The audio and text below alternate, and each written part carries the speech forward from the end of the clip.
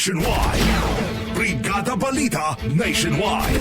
Sa mga dagdag na balita mga kabrigada, mga opisyal at writers ng isang pahayagan kinasuhan ng cyber libel dahil umano sa mapanirang artikulo na may kaugnayan sa midterm elections.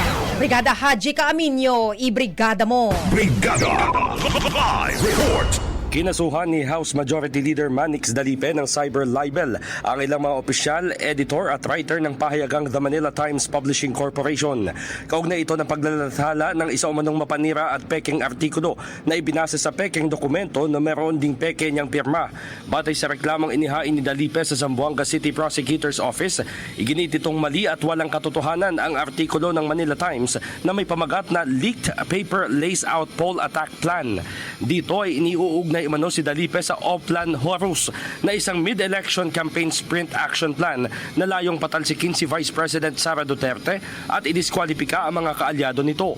Ipinunto ng House Leader na ang artikulo ay libelous, malisyoso at sadyang ginawa para sirain ang kanyang kredibilidad matapos siyang ituro bilang utak sa sinasabing malawakang plano ng suhulan at propaganda.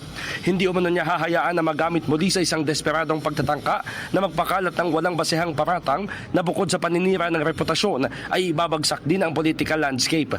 Ang plano ay salungat umano sa prinsipyo ng patas na laban at demokrasya. Dagdag pa ni Dalipe, hindi man lang umano bineripika sa kanya ng mga writer at editor ng Manila Times kung tunay ang dokumento at itinuloy pa rin ang paglalathala kahit na itinanggi na ito ng campaign manager ng Alyansa para sa Bagong Pilipinas na sina Votas Representative Toby Tiangco.